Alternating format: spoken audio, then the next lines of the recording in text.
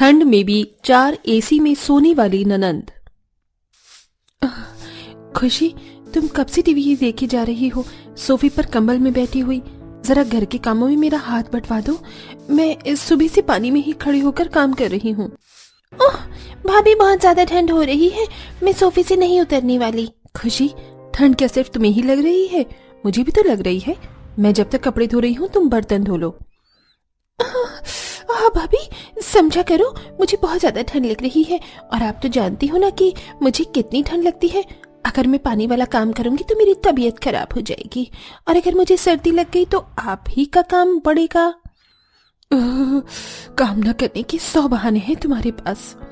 आकृति के बार बार बोलने पर भी खुशी अपनी भाभी की मदद नहीं करती। अब इसी तरह कुछ दिन बीत जाते हैं और एक दिन फिर आकृति खुशी को काम करने के लिए कहती है। खुशी, आज पानी आ रहा है, मैंने सारे कपड़े धोकर रख दिए हैं। मैं जब तक घर धो रही हूँ तुम ऊपर धूप में जाकर कपड़े सूखने के लिए रख दो। क्या मैं इतनी ठंड में ऊपर छत पे जाऊं कपड़े लेकर? मेरी बस की नहीं है। अगर मुझे ठंड लग गई तो?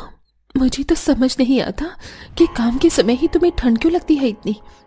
अरे क्यों तुम दोनों फिर से काम को लेकर बहस कर रही हो? क्या हो गया? माँ देखो ना, मुझे कितनी ठंड लग रही है। मैंने टोपा, जुराब, कंबल सब ओढ़ रखा है और भाभी मुझसे कह रही है कि मैं उनके साथ घर के काम करूं। अगर मेरी तबीयत खराब होगी तो तुम तो जानती हो ना कि मुझे कितनी जल्दी ठंड लगती है। रहने दे बहू, दूर से। उसको सच में बहुत ठंड लगती है और बहुत जल्दी उसकी तबीयत भी खराब हो जाती है।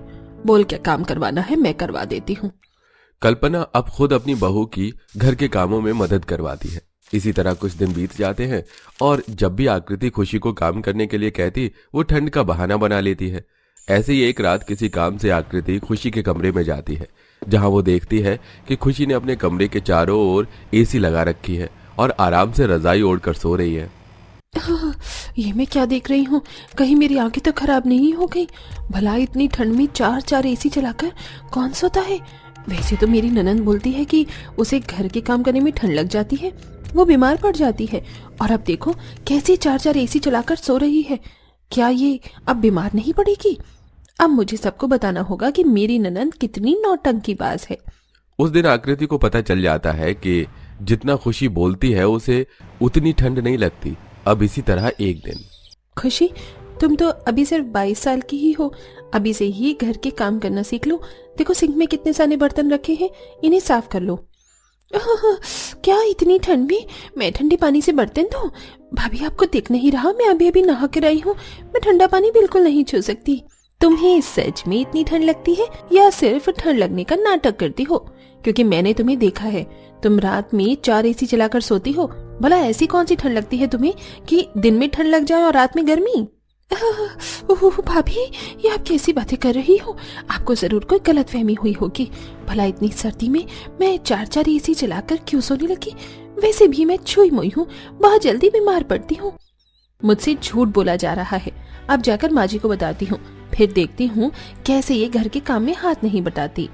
खुशी मुंह बनाकर अपने कमरे में चली जाती है और आकृति सारा काम खत्म करके अपनी सास के पास जाती है और इस बारे में अपनी सास को बताती है।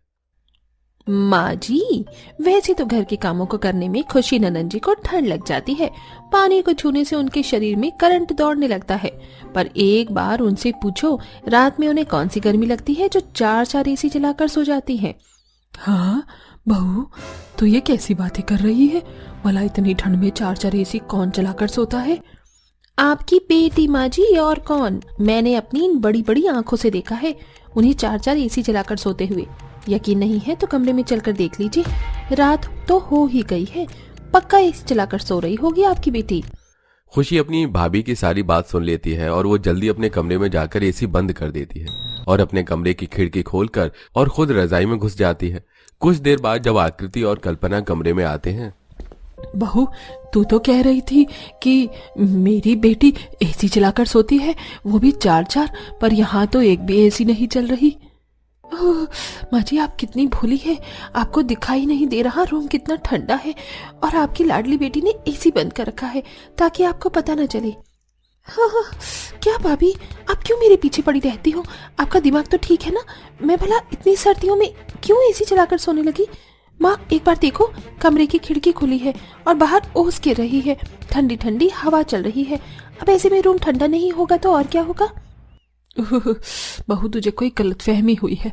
खुशी बिल्कुल सही कह रही है, और वो पागल नहीं है जो बीमार होने के लिए 4-4 एसी चलाकर सोए। गर्मी की बात अलग है, पर अभी सर्दी है। भाभी, अगर आपको फिर भी मेरी बात छूट लगती है तो रुको, मैं एसी चलाकर दिखा देती हूँ। देखो माँ, एसी खराब है। अब आप ही बताओ भला, खराब एसी चलाकर मैं कैसे सो सकती हूँ? इतना बोलकर खुशी एसी चलाकर दिखाती है, पर एसी चलता ही नहीं। ये देखकर अब आकृति को भी खुद की आंखों पर विश्वास नहीं होता और वो कमरे से चली जाती है और सारी बात अपने पति को बताती है। अनिकेत, तुम्हारी बहन बहुत तेज है। घर का काम ना करना पड़े इसलिए ठंड का बहाना लेकर बैठ जाती है, और वही रात को 4 एसी चलाकर सोती है। पर पता नहीं आज जब उसने एसी चालू करी तो एसी चली क्यों नहीं? मुझे कुछ समझ नहीं आ रहा। अरे आकृति, अगर तुम्हें मेरी बहन पर शक है तो तुम खुद एसी चालू कर लेती ना। क्या पता उसने कुछ एसी में फंसा दिया हो ताकि वो एसी चले ना। ओहो, सही कहा आपने। ये बात मेरे दिमाग में क्यों नहीं आई? माँ जी को एसी के बारे में ज्यादा पता नहीं, और न ही मैंने इतना अपना दिमाग चलाया। क्या पता खुशी ने मेन बोर्ड के पास से ही एसी बंद कर रखा हो ताकि स्विच चालू करने से भी एसी न चालू हो। इतना बोलकर आकृति अपने दिमाग के घोड़े दौड़ाने लगती है और इसी तरह 2 दिन बीत जाते हैं। और इस बार जब खुशी कॉलेज जाती है तो आकृति खुशी की गैर मौजूदगी में उसके कमरे की एसी को डायरेक्ट कर देती है, जिस वजह से एसी बंद करने पर भी एसी बंद नहीं होती। और रात को जब खुशी एसी की हवा में आराम से कंबल ओढ़कर सो रही होती है तो एक बार फिर आकृति अपने पति के और सास के साथ खुशी के कमरे में जाती है। अनिकेत जी, मैं आपको इसीलिए लेकर आई हूँ यहाँ, ताकि आपकी बहन कोई चालाकी न कर पाए। देखना, माँ जी आज दूध का दूध और पानी का पानी हो ही जाएगा। एक बार फिर आकृति अपने पूरे परिवार को लेकर खुशी के कमरे में जाती है और इस बार 4-4 एसी चला देख कल्पना का पारा हाई हो जाता है। ये सब क्या है खुशी? वैसे तो तुझे पानी छूने से डर लगता है, तुझे इतनी ठंड लगती है कि तू बिस्तर से नीचे उतरना नहीं पसंद करती, और रात को 4-4 एसी चलाकर सो रही है। अगर बीमार पड़ी ना तो मैं 1 पैसे का इलाज नहीं कराऊंगी। भाभी, ये आपने सही नहीं किया, और माँ, मुझे रात में गर्मी लगती है इसलिए मैं 4-4 एसी चलाकर सोती हूँ। अब जाओ यहाँ से और मुझे सोने दो। माँ, इसे इसके हाल पर छोड़ दो। जब बीमार पड़ेगी ना अपने आप ही अकल आ जाएगी। कल्पना अनिकेत खुशी को सुनाकर वहां से चले जाते हैं और अगली सुबह वही होता है जिसका डर सभी को होता है। अगले दिन खुशी बीमार पड़ जाती है और एसी बंद करके अपने कंबल में पड़ी रहती है। क्या हुआ? कंबल ओढ़कर क्यों बैठी हो और एसी क्यों बंद कर रखा है? अब गर्मी नहीं लग रही? भाभी, आज गर्मी नहीं, बहुत ठंड लग रही है। सही कह रहे थे आप लोग, 4-4 एसी अगर मैं ठंड में चलाकर सोऊंगी तो बीमार पड़ूंगी। अब कोई दवाई दिला दो मुझे। अब 2 दिन बुखार से तड़प, उसके बाद ही दवा दिलाऊंगी। या तो फिर वादा कर, ठीक होने के बाद भाभी के साथ घर के कामों में मदद करवाएगी। माँ, भाभी वादा करती हूँ, मैं इस ठंड में भाभी के घर के कामों में मदद करवाऊंगी। अब जल्दी से दवाई दिलवा दो, कल मेरा एग्जाम है, मुझे ठीक होना है। खुशी की बात सुनकर पूरा परिवार हंसता है और उसको दवाई दिलवाता है, और ठीक होने के बाद खुशी घर के कामों में बिना नाटक किए अपनी भाभी की मदद करवाती है। सुनो रेखा, मैंने सुना है कि तुम्हारी बहू मेघना बहुत ही स्वादिष्ट और बहुत ही चटपटी अंडा कड़ी बनाती है। हाँ शोभा, सुना तो तुमने सही है। एक बार मेरी बहू मेघना के हाथ का अंडा कड़ी खाकर तो देखो। हाँ रेखा, एक काम करो, गर्मा गर्म अंडा कड़ी मेरे लिए भी पैक कर दो।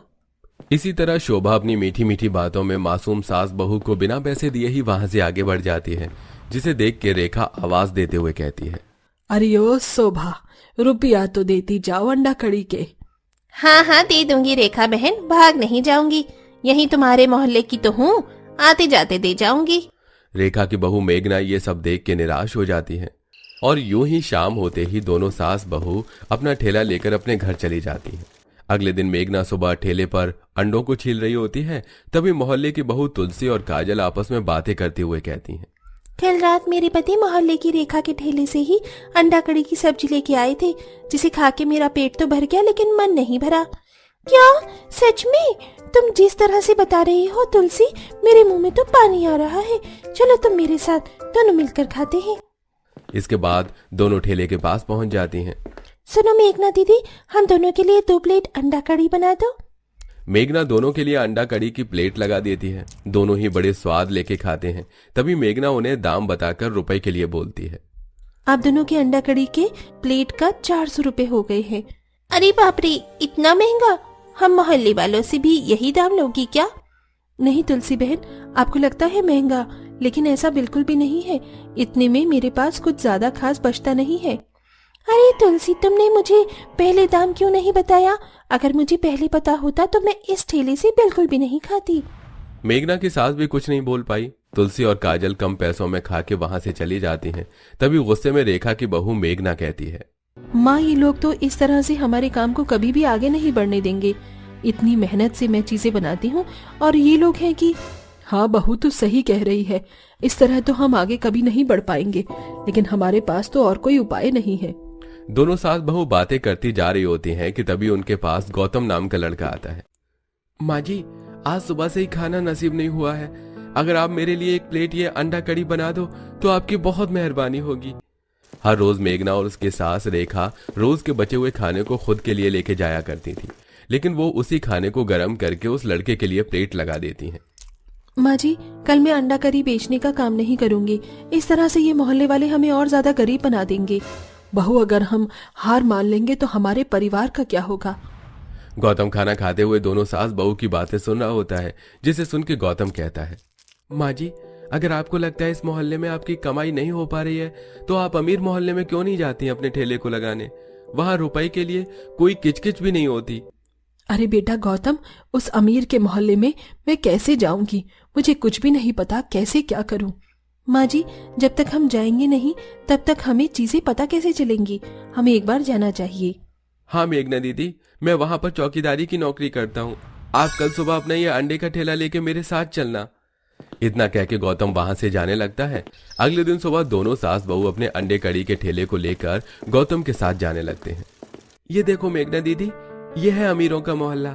आप दोनों एक काम करो, उस बड़ी से कार के पीछे थोड़ा सा अपना ठेला लगा लो और मैं चलता हूँ अपनी गार्ड की नौकरी करने। मेघना ठेले पर काम कर रही होती है और उसकी सास उसकी मदद कर रही होती है। तभी वहां जिसकी कार थी वो वहां आता, जो कि अमीर मोहल्ले का सेठ होता है। मुंह में पान को रखते हुए वो मेघना और रेखा के पास आता है। अरे कौन हो तुम गरीब लोग? हैं? और तुम लोगों की हिम्मत कैसे हुई मेरे कार के आगे अपना ये 2 कौड़ी का ठेला लगाने की? मोटे सेठ की तेज आवाज सुन के मोहल्ले के सभी लोग बाहर की ओर आ जाते हैं और वो लोग भी उस गरीब के ठेले को देख के आपस में बातें करने लगते हैं। अरे यहाँ से ये फटी हुई साड़ी में गंदी हालत में यहाँ पर अपना ठेला लगा लिया है। हमारी अमीर मोहल्ले में यहाँ का माहौल खराब हो रहा है भाई। इधर मोटा सेठ उन दोनों सास बहू के ठेले को धक्का देने लगा।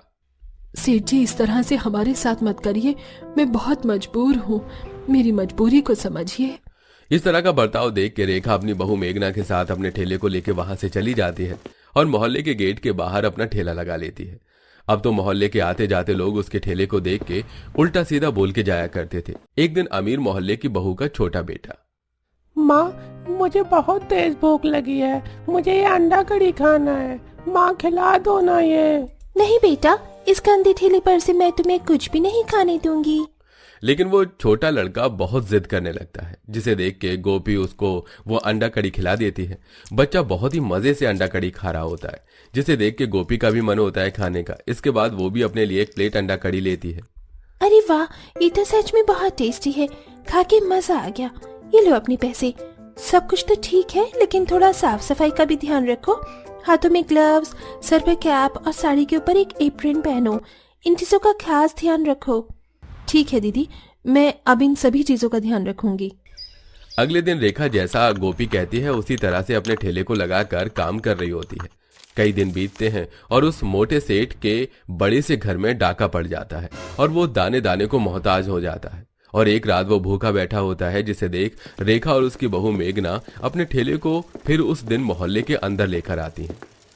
सेठ जी, मैं जानती हूँ कि आपके साथ बहुत बुरा हुआ है, लेकिन समय का नहीं पता कब किसके साथ क्या हो जाए।